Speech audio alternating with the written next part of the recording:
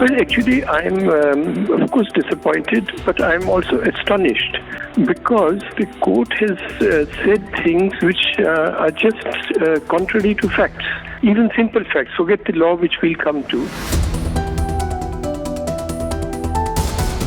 They say at one point, this is in para 22, we have also had the benefit of interacting with senior Air Force officers who answered court queries in respect of different aspects, including that of the acquisition process and pricing. Actually, this is factually incorrect because I was in the court. And Air Force officers were never asked about the process. They were never asked about pricing. In any case, they would not know about the pricing. The only question the two questions that put to them are, you mean no aircraft have been acquired since 1985? No? Isn't it 1985? It's sort of a leading question. They said, after once or twice they were asked this, they said, yes, sir, yes, sir. Sukhoi are being inducted today. It's a state-of-the-art aircraft. They are being manufactured by HAL. You can see them lined up at the Pune airport. Now, anyhow, that was a wrong statement by the Air Force officers, but that's what they were asked. Second, they were asked was, but Sukhoi is a sort of third and a half, fourth generation. That poor man wanted to say something else, but this was repeated twice or thrice, so he said, yes, sir, about the fourth. Now, the Air Force itself has been saying, India has been saying in the air shows that this is 4.5 generation aircraft, nearing the fifth because of its equipment, range, and so on. In paragraph 25, they are saying about how the price details cannot be disclosed because of confidentiality and so on, and that also is very questionable. But they say the pricing details, however, have been shared with the CAG, and the report of the CAG has been examined by the Public Accounts Committee. Now, only a redacted portion of the report was placed before the Parliament and in public domain. I can't find this report. This is just an illustration of the type of things that the court has done. And then, in certain portions, they have said things which will become a license for anybody bent on doing wrong. Court says that procedures were followed. Actually, we have shown para by para by para. One of the prescribed procedures was followed by the Prime Minister in overturning years and years of work in one afternoon. The original request for proposals was for 126 aircraft, 18 in flyaway condition, the rest to be manufactured in India, and transfer of technology. These were the three elements. He overturned it just by announcing something there. And it came out by the blog of Arun Shourie and by other disclosures. All the sanctions and all with the sort of going to the Defence Acquisition Council, going to the Cabinet Committee on Security was done subsequently with retrospective effect. And what does the court rely on? They do not deal with the evidence we gave at all. Then first just repeat what the government has said, and then they say, we however also notice clause 75 of the Defence Procurement Policy of 2013, which reads as follows. Now just see this. They are quoting with the tool saying, any deviation from the prescribed procedure will be put up to DAC, to the Defence Acquisition Council, through DPB for approval. That means anybody dominating the government can do what he likes and then go and get it rubber stamped from the Defence Acquisition Council. What a greater blank check do you want for anybody bent on doing something wrong?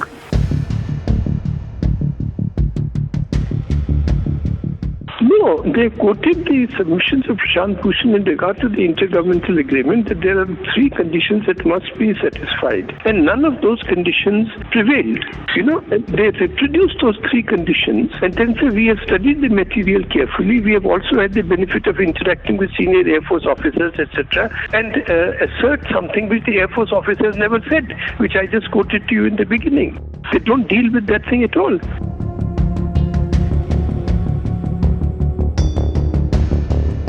Thing about this intergovernmental agreement, the officers in the defense ministry said, officers in the law ministry said, law ministry officially said that we must have a sovereign guarantee in the event of default by DASSAULT. After all, it is a huge contract, and the Air Force's ability to defend India depends on the acquisition of these 126 aircraft reduced to 6 aircraft. And contract was, no sovereign guarantee was given.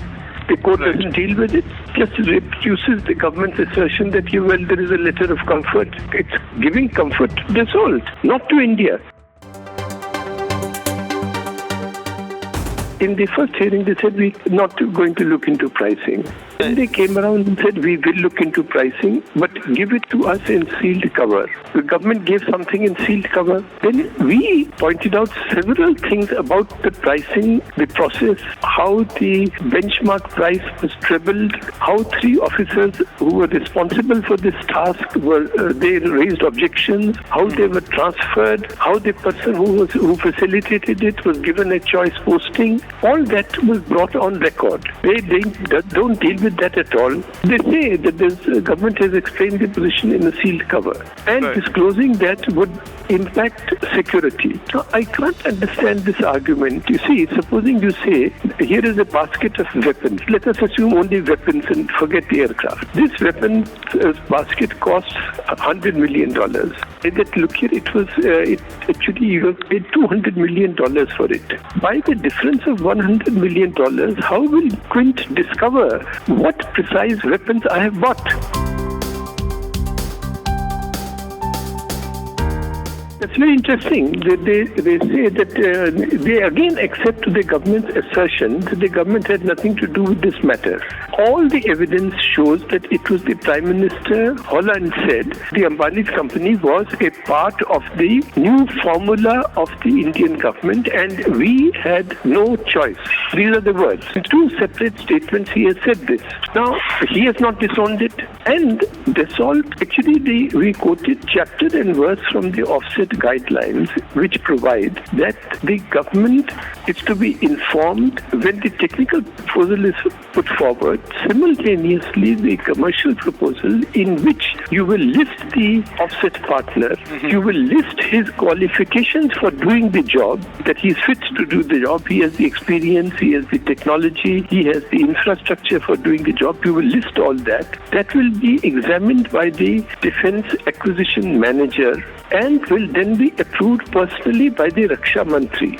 And then that whole process will be monitored every 6 months, and government can decide that, all right, this person is not fit to be the offset partner.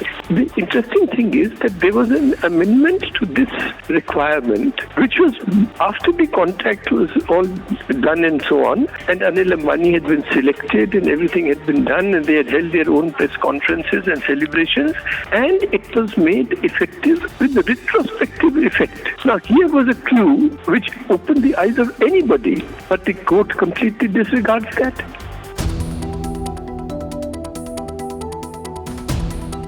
All the authority, and the question really, what was our plea? Our plea was only that the matter should be investigated. We are not saying you put anybody in prison.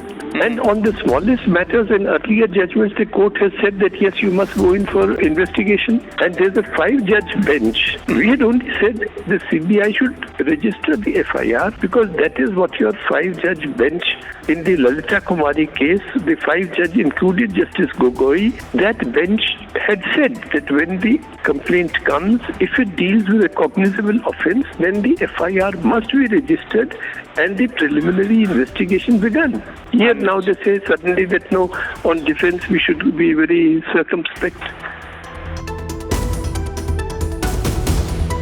The difficulty in review petitions is, as happened in Justice Loya's case, the review petition goes to the same bench, in this case of the same 3 judges. Even when these factual errors are pointed out, they will gloss in, they'll say, acha, chalo choto, but our review remains unchanged.